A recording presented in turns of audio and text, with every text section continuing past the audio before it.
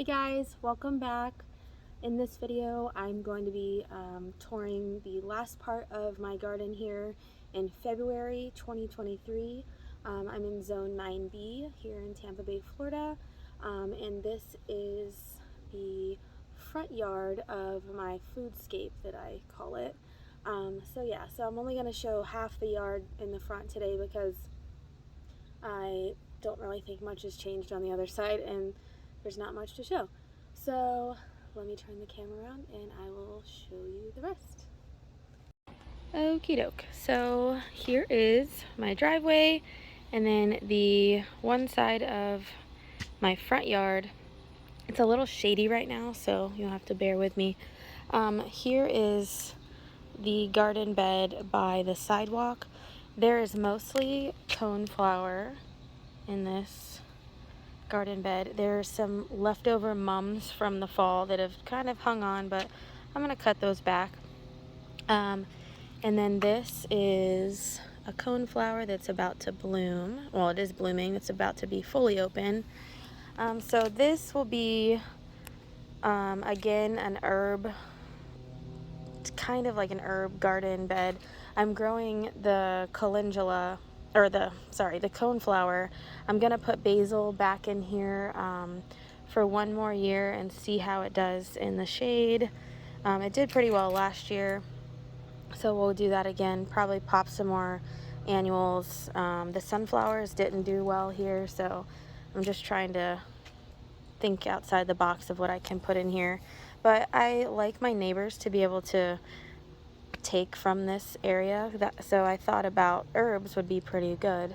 I just have to keep in mind that it is partly shade. So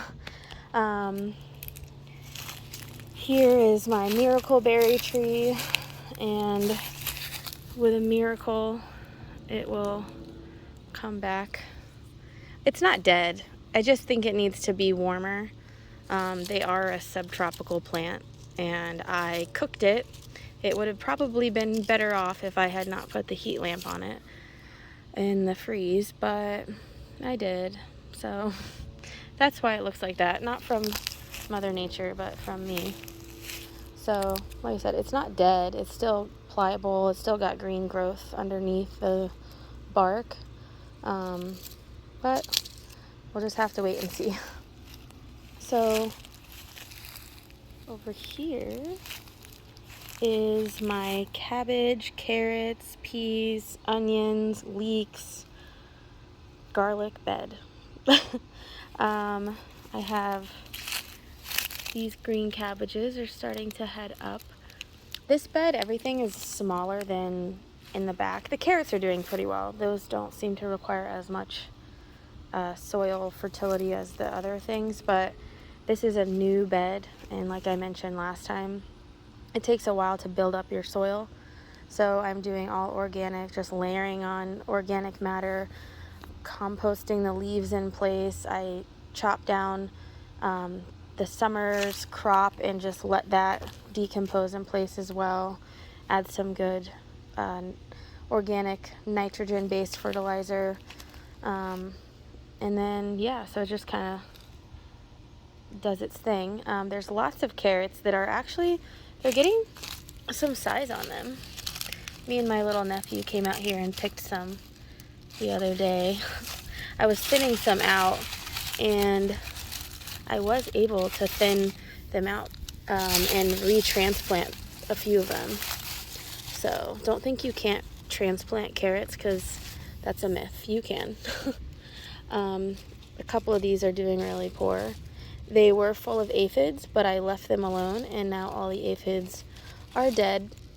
I saw hoverflies hanging around, and I saw ladybugs. Well, I think I saw one ladybug, but I saw hoverflies, and those, their larvae feast on aphids. So that is another reason why I leave them alone, because if you leave them alone, the beneficial insects will find them, and then they will hang around and have their babies close by.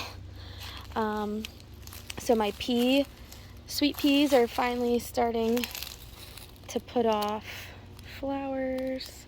It's really shady, so sorry. Let me see. I know there's a pea on here. I'll find it on the other side. But there's garlic growing, leeks, some more cabbage. I put my bird feeder here. Looks like I've had a visitor in this cabbage. I saw a moth flying around here the other day, so no doubt that that's where it ended up. It's fine. Gotta take a couple casualties. Here we go. So here's some peas starting. It's exciting. This thing has been in here since the fall.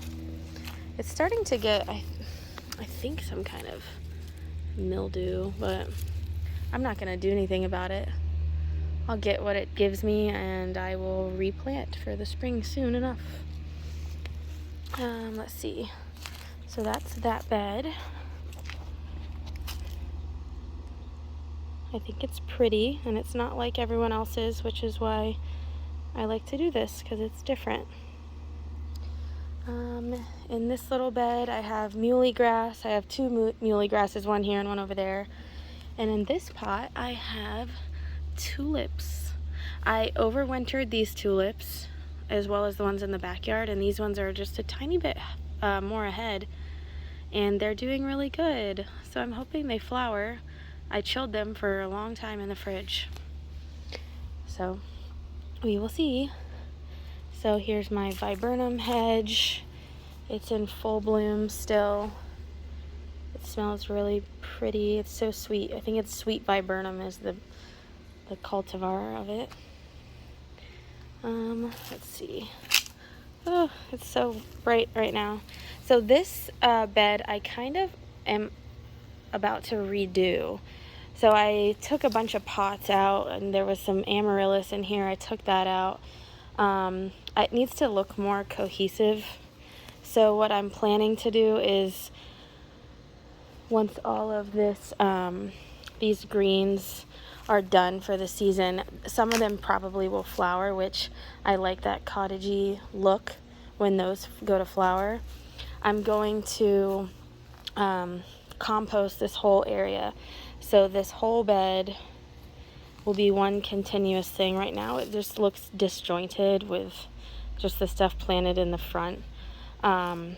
So it's part shade during the day, so that stuff by the door I have, or by the front, I just have some, I forgot what those are called, wandering hearts, or not wandering hearts, I forgot what those are called.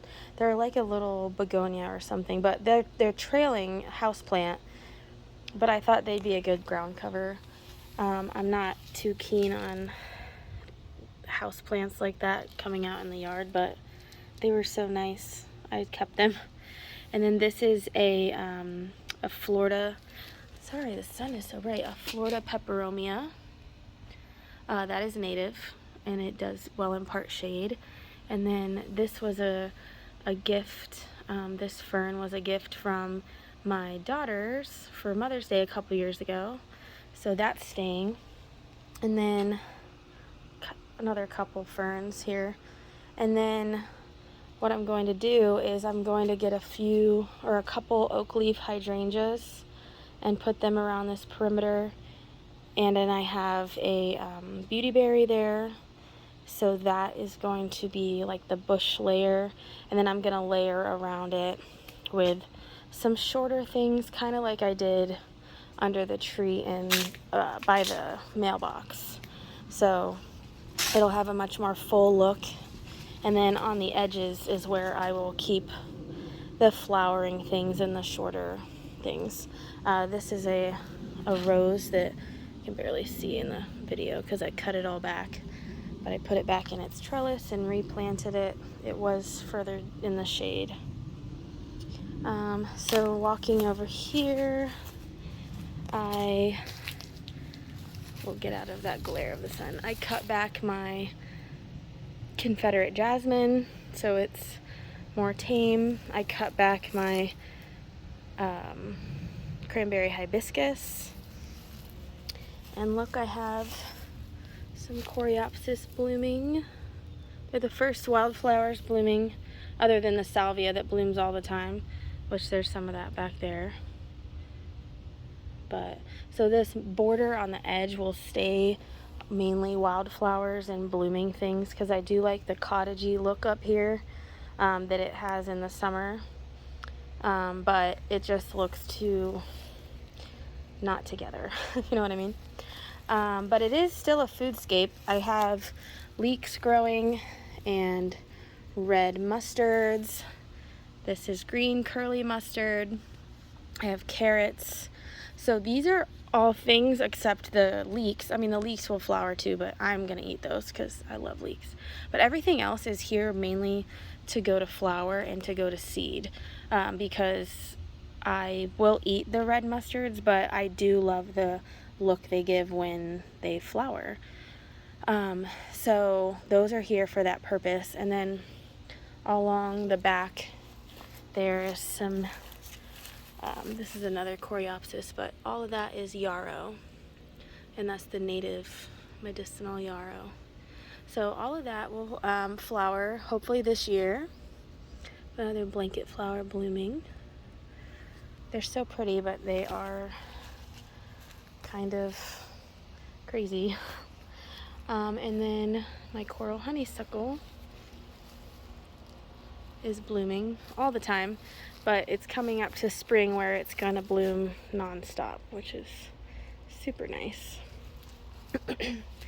So yeah, so still kind of mid-January or February look. Doesn't look much different than January's look, except a few cutbacks, and I'm starting to clean up some stuff. Hopefully by next month I will have this whole thing composted so it looks a little more tidy. And yeah, so that is the January or the February look of my front yard. And then I just wanted to point out that I know my grass looks awful, but for one, it's February and it hasn't started actively growing, and especially not without fertilizers, because I'm not going to be doing anything like fertilizing my lawn. I do put compost on it every once in a while, but the other thing is I'm going to be converting my lawn to native ground cover, and I'm not going to waste my energy on making my lawn look perfect, because lawns, to be honest, are not beneficial to anything. All they do is take nutrients, take water, and don't give anything back to our ecosystem. So my plan is to make as much of my property give back to our ecosystem, the wildlife, to us, to Mother Nature. Just give back in every way I can. But yeah, so this concludes February's garden tour, and I will be back in March for the whole thing all over again. So thank you for watching, and I will be back soon. Thanks. Bye.